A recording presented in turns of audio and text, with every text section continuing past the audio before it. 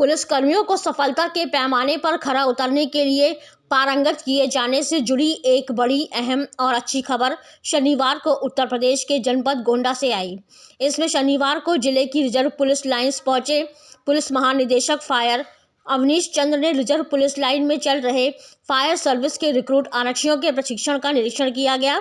इस दौरान उन्होंने रिक्रूटों की ड्रिल और शारीरिक दक्षता को देखते हुए रिक्रूटों से पीटी, पुशअप, बीम व रस्सा चढ़ाकर ट्रेनिंग की मजबूती को परखा।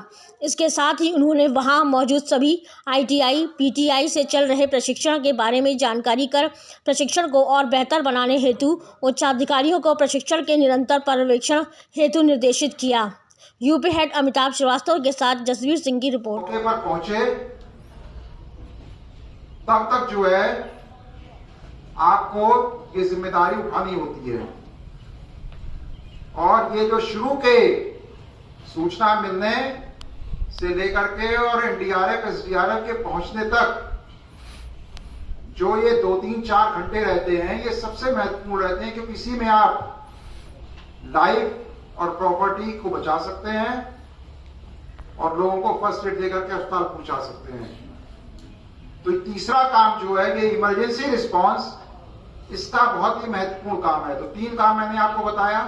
एक तो पहला काम फायर फाइटिंग का हो गया, दूसरा काम हो गया फायर प्रिवेंशन एंड सेफ्टी, मतलब आग लगे ही ना उसके लिए क्या क्या उपाय किए जाएं, सबका भी विस्तार से मैं आपको बताऊंगा। और तीसरा हो गया इमरजेंसी रिस्पांस। अभी हमारा जो फायर डिपार्टमेंट था वो 1944 उस समय की परिस्थितियां जैसी थी उसके हिसाब से कुछ फायर स्टेशन खोल दिए गए थे। हाई राइज बिल्डिंग नहीं होती थी, इंडस्ट्रीज नहीं होती थी बहुत ज्यादा, तो उस समय काम चलता रहता था। लेकिन समय के साथ साथ शहरीकरण बढ़ा, औद्योगिकीकरण बढ़ा, हाई राइज बिल्डिंग बढ़ी। अब 50वीं मंजिल पे अगर आग लग गई तो इस रिसोर्स से तो आप उसको पहुंच नहीं सकते हैं, उसके लिए नई टेक्नोलॉजी चाहिए, नई रणनीति चाहिए। तो इन सब को देखते हुए एक नया फायर एंड इमरजेंसी सर्विसेज का बिल एक्ट जो भारत सरकार ने सर्कुलेट किया था, वो यूपी गवर्नमेंट ने एडॉप्ट करके असेंबली से पास कर दिया है। महामहिम राज्यपाल का अनुमोदन होने के बाद ये एक्ट लागू हो जाएगा। ये सबकी जानकारी में है कि नहीं आप लोगों के? ये बहुत बड़ी उपलब्धि है। अब अगले 100 साल के लिए ये एक्ट बना है। 44 का एक्ट जो है अब तक चला है, 78 साल हो गए।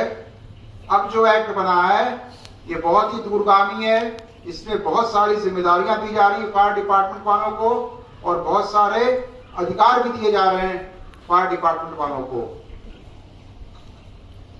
तो ये तो फायर एक्ट के बारे में मैंने आपको बता दिया। लेकिन जो पहला काम मैंने बताया था फायर फाइटिंग का,